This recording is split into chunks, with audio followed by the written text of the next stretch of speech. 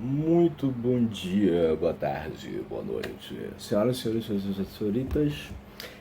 Então, essa aula é direcionada aos alunos do sétimo ano do Colégio Eufinísia Freire, disciplina em artes. Deixa eu ver só, tá dando para me enxergar direitinho, tá? Tá. Então, a gente vai dar continuidade, já começamos na aula anterior a respeito do hip hop, foi lá o capítulo 5, tá? Começando lá na página 100. E aí a gente trabalhou até a página 102, hoje a gente começa aqui na página 103. E a gente vai começar falando sobre o grupo Racionais MCs. Vocês que curtem rap hop, né? Hip hop, curtem um rap, que eu sei que todo mundo gosta. Talvez não todo mundo, mas enfim, é um tema, é um estilo musical que particularmente eu acho sensacional, né?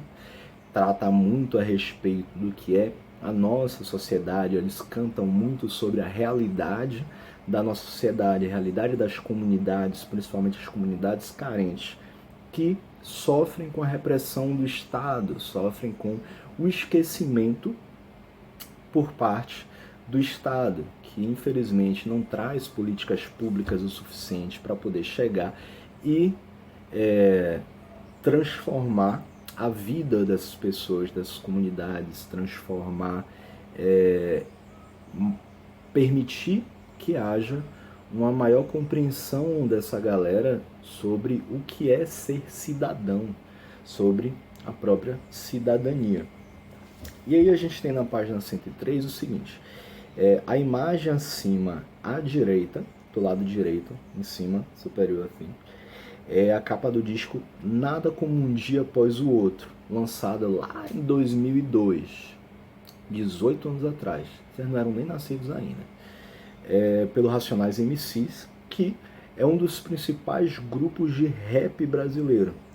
O grupo surgiu lá na década de 80, no final da década de 80, na época que eu nasci, mais ou menos, sabe? Não que eu seja velho, mas novo eu não sou, né, gente? Mas assim, enfim. Não reparem não, eu tô mexendo aqui, porque tô mexendo no computador, então, mesmo tempo. Mas enfim. E aí o Racionais MCs até hoje, um dos principais grupos de rap brasileiro. Inclusive, até hoje, uma das figuras mais icônicas, uma das personalidades mais conhecidas do mundo do rap no país é esse carinha aí que aparece do lado esquerdo, não o totalmente do lado esquerdo, mas que tá aí com a faixinha vermelha na cabeça, parece que tá com alguma coisa no sovaco que ele não consegue fechar os braços direito. Então, que é o Mano Brown. Enfim, o que é que a gente vai falar aqui? O grupo é formado por Mano Brown, Ice Blue, Ed Rock e o DJ KLJ. Vocês lembram que a gente já tinha falado sobre DJ, MCs e tal, a importância da presença de um DJ na ideia do hip hop, a forma que o hip hop é construído através de 4 elementos, né? Vocês lembram da aula passada que eu falei sobre isso? Que esses 4 elementos são o grafite, o break, os MCs e os DJs, né? MC, que é um mestre de cerimônia, e DJ, que é o disc jockey, que é aquele cara que fica lá na mesinha de som fazendo as mixagens, fazendo os parangolé todo para trazer uma musiquinha bacana para vocês. Enfim, então esses 4 carinhas são os integrantes do Racionais MCs e trazem uma importância gigantesca para a música nacional. Tá? O rap ele vai nascer na Jamaica. Apesar de que muita gente acha que o rap nasceu nos Estados Unidos, ele na verdade nasceu lá na Jamaica. Na década de 1960, quando começaram a ser usados carros de som. Aqui ele fala assim, como os atuais trio elétricos brasileiros. É uma comparação meio besta, né? Mas na verdade está um pouco mais próximo, por exemplo, aqueles paredões, digamos assim, sabe? Paredão com aquelas caixas de som enormes assim no fundo dos carros, aqueles carros de capota aberta, né? Tipo um S10, tá? Essas coisinhas assim. E esses carros de som que eram feitos, que eram usados, eles eram comandados por mestres de cerimônia, os MCs, que animavam os bailes.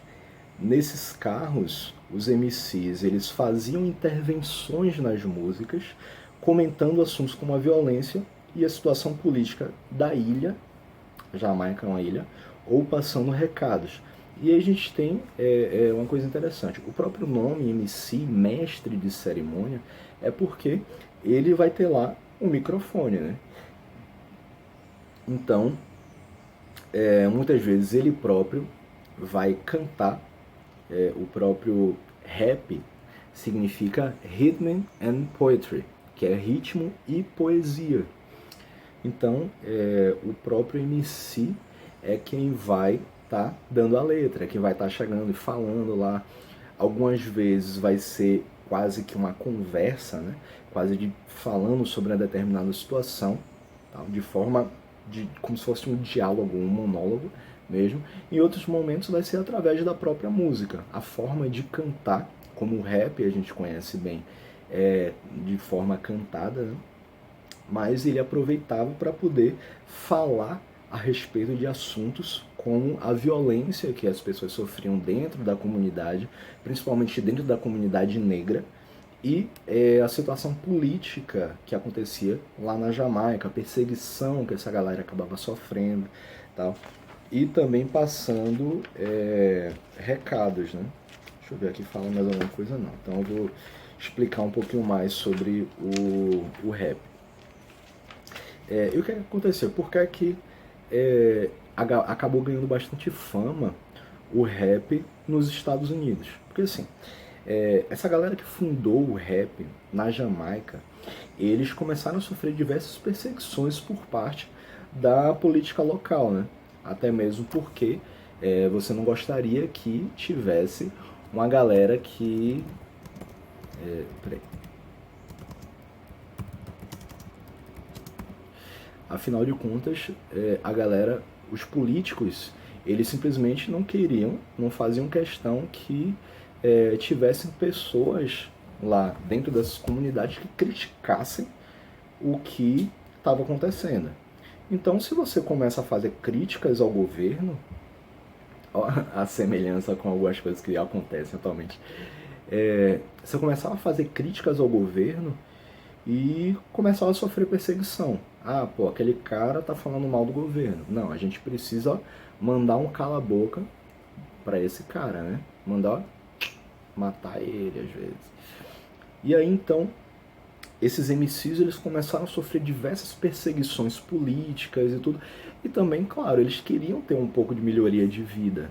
Eles tinham a ideia de que se eles continuassem vivendo ali, naquela comunidade, ali na Jamaica, eles não teriam a possibilidade de crescerem, não poderiam conseguir, talvez não conseguiriam, sair da miséria que infelizmente acabava afligindo toda a comunidade negra jamaicana. Então essa galera começou a sair de lá, ir embora da Jamaica, para fugir dessa violência, para fugir dessa repressão política. Eles se autoexilaram, eles fugiram dessas perseguições, preferiram, para não morrer lá, eles preferiram ir embora, e muitos deles foram parar justamente nos Estados Unidos. E a gente tem a ideia, a galera da Jamaica predominantemente é uma galera preta, são pessoas negras, pretas retintas, né? E aí, quando eles migram para os Estados Unidos, quando eles vão para os Estados Unidos, qual é o local que eles vão ser mais bem aceitos por conta da cor da pele deles? Vai ser justamente dentro das comunidades negras estadunidenses. Talvez um dos locais mais negros dos Estados Unidos, que tivesse uma incidência, uma população mais preta mesmo, era lá na região do Bronx, dentro do Brooklyn, em Nova York, dentro do Brooklyn, tinha um bairro chamado Bronx, que era da comunidade negra. Então, mais de 90% da população daquela região ali era uma galera negra, né? Que, assim como acontecia na Jamaica, era uma galera que acabava tendo sido empurrada para lá por conta da própria política, né? Que sempre teve esse racismo estruturado, bastante estruturado, infelizmente, e nos Estados Unidos isso sempre foi muito forte, tanto que até hoje a gente vira e mexe, vê na televisão falando sobre conflitos raciais, né? O assassinato da juventude negra, assim como acontece nos Estados Unidos, acontece no Brasil, acontece na Jamaica, acontece em vários locais do mundo. O assassinato dessa galera negra pelo simples fato de serem pessoas negras, né? Então, nós negros, infelizmente, por conta do racismo da nossa sociedade, ainda somos enxergados como os verdadeiros alvos, porque só o fato de ser preto já somos vistos como marginais. Infelizmente, é o que a gente chama de racismo estrutural. É a forma que a população negra é vista por conta desse histórico de sempre termos sido empurrados para a marginalização, né, para a margem da sociedade. Não é à toa que não tem muito tempo um pastor evangélico que é deputado federal aí, ele chegou em pleno púlpito, em pleno congresso, falando que a África é um continente amaldiçoado. Por quê? Porque tem muita miséria, porque tem muita fome, por causa disso, por causa daquilo. Sendo que, na verdade, a gente sabe que isso acontece muito, porque quando os europeus chegaram lá na África, fazendo o processo principalmente da neocolonização, como aconteceu aqui no Brasil a colonização, lá eles fizeram a neocolonização no final do século XIX, início do século XX, eles acabaram com muitas das riquezas existentes lá. Por que é que o Brasil a gente sofre tanto? Assim, porque a forma que fomos explorados por parte dos europeus, principalmente de Portugal, porque fomos colônia portuguesa, mas também por outros países, Inglaterra, Espanha, França, Holanda, que tiveram influência no processo de formação da nossa sociedade, fez com que a galera que era da África fosse trazida para cá, escravizada e marginalizada, vistos como pessoas inferiores. Quando ocorreu a abolição da escravatura, isso vai ocorrer de uma forma que a princesa Isabel chegou, assinou um papel, vocês estão livres. Livre, caramba, né? Para não falar um palavrão aqui. Na verdade, você nos sequestra durante 300 anos, mata todo mundo, mistura todo mundo e de repente fala que a gente está livre, fala que essa galera, essa população negra está livre, mas sem dar nenhum tipo de condição para que essas pessoas tenham um mínimo de cidadania. Tanto que, por isso que a gente vive até hoje essa ideia da raça inferior. Porque foram os europeus que jogaram a população negra, jogaram a negritude para as margens da sociedade. Enquanto eles roubavam a nossa mão de obra, enquanto eles roubavam as nossas riquezas, eles foram evoluindo, foram enriquecendo e empurrando a gente cada vez mais para a pobreza. Então, essa construção da nossa sociedade foi feita numa base extremamente racista, né? Quando os... Voltando aqui, né? Adoro ficar contando história. Quando essa galera da Jamaica chegou lá nos Estados Unidos, então, eles acabaram indo, claro, para as comunidades negras, para o Bronx. Então eles levaram o que eles tinham de bastante conhecimento lá na Jamaica, que foi o rap. Se misturou o rap com alguns ritmos musicais que já existiam nos Estados Unidos, principalmente com blues, com jazz, que também tem uma origem negra. Isso aí a gente pode falar até futuramente. O blues e o jazz também tem origem negra. Você vai pegar, vai começar a fazer uma mistura de sons, várias sonoridades diferentes. A black music também, inclusive, que depois chega aqui no Brasil lá para a década de 70, 80 mais ou menos. E aí então os rappers jamaicanos, eles chegaram lá nos Estados Unidos e eles começaram a se misturar com a galera local que curtiu pra caramba o rap e foi construindo essa identidade do rap, do hip hop dentro dessas comunidades negras. Tá? Então, retratando também assuntos como violência e situações políticas dentro, dessa vez, dos Estados Unidos, dentro da realidade qual eles viviam. No Brasil, o hip hop ele vai surgir no estado de São Paulo e tendo sido adotado por jovens da periferia, também porque é uma juventude negra, das grandes cidades, que aí, por meio desse estilo musical, protestam contra o preconceito racial, a miséria e a exclusão. Então, o hip hop, o rap, o hip hop, ele vai carregar consigo toda a sua história, que acontecia na Jamaica, que acontece nos Estados Unidos, vem aqui para o Brasil também e vai continuar, claro, através dessas experiências pessoais, através dessas vivências da população daqui, eles vão retratar sobre a realidade local. Então, quando chegam lá em São Paulo, eles vão falar do racismo, vão falar da miséria, vão falar da exclusão que acontecem lá na periferia paulista e depois vai ganhar o Brasil inteiro.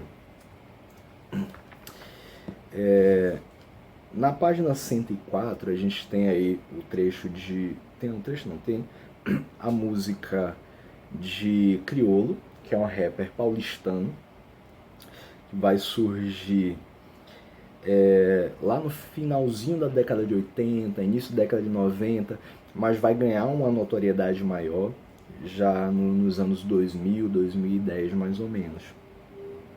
E aí a música se chama Não Existe Amor em SP.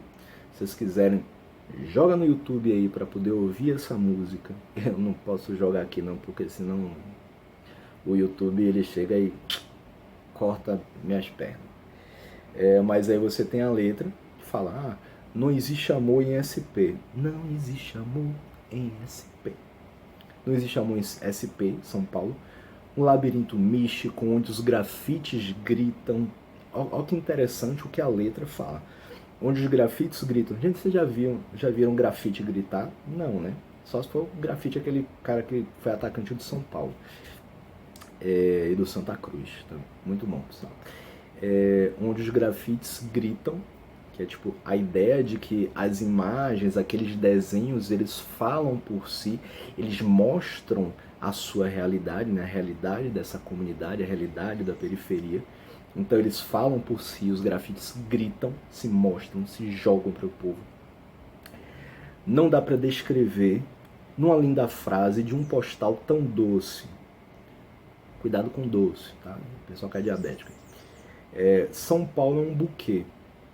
Buquês são flores mortas. Num lindo arranjo. Arranjo lindo feito para você. Não existe amor em SP. Sabe por que a gente fala que buquês são flores mortas?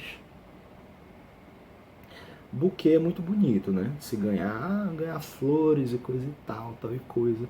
Só que para você fazer um buquê, você corta as flores do jardim. Você mata aquela flor, você corta ela para poder colocar dentro de um buquê e presentear alguém com flores mortas. Filosófico isso, né?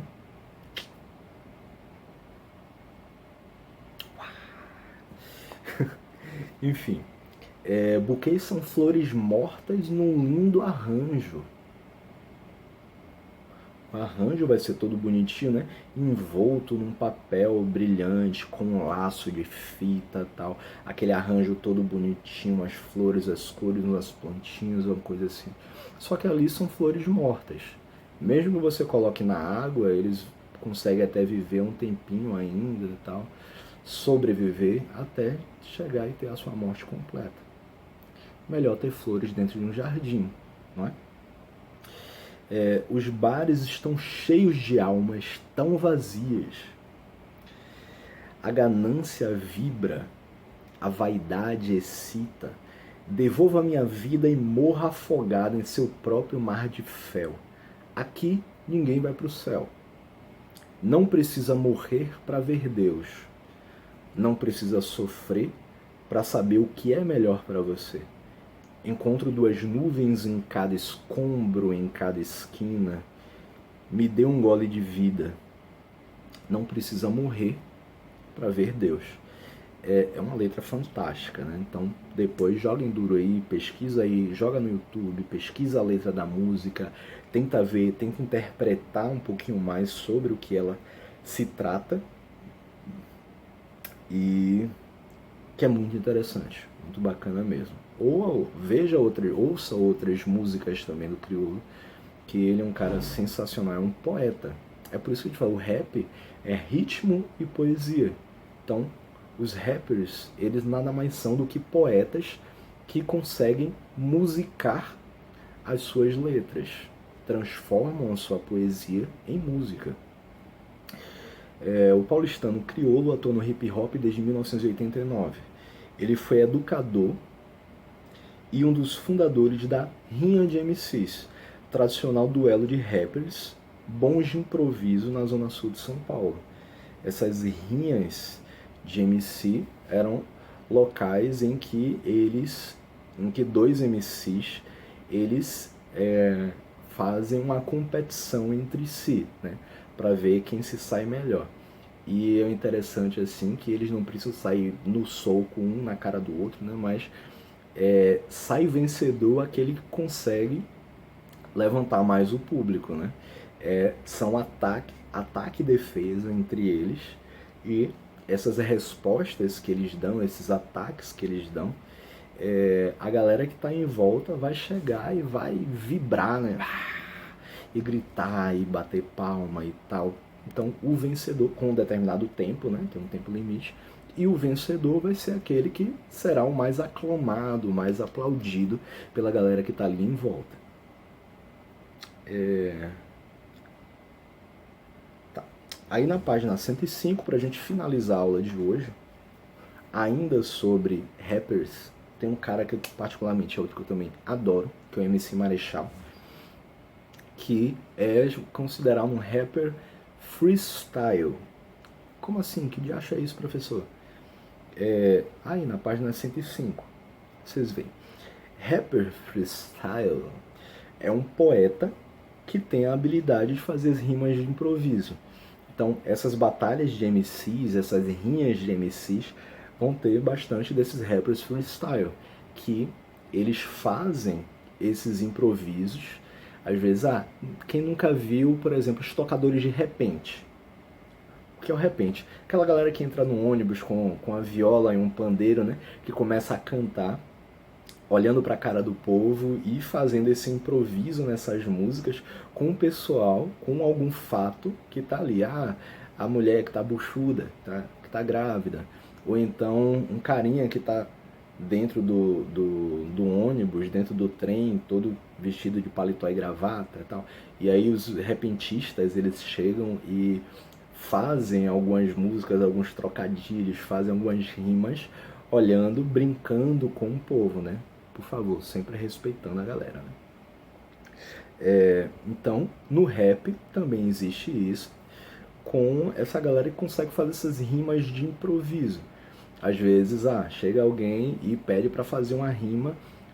Emicida é um cara muito bacana também para poder fazer esse tipo de coisa. Ele tem as músicas prontas dele, mas ele também tem um freestyle que é sensacional, que você dá um determinado tema para a pessoa. Sei lá, vamos falar de educação e cultura. Aí o cara pensa 2 minutinhos e começa a fazer um jogo de rima pegando essa parte de educação, de cultura, de políticas públicas, de escola, de comunidade e tal. Então trabalhando, falando, fazendo rimas fantásticas, improvisadas, né? Conseguindo fazer tudo isso.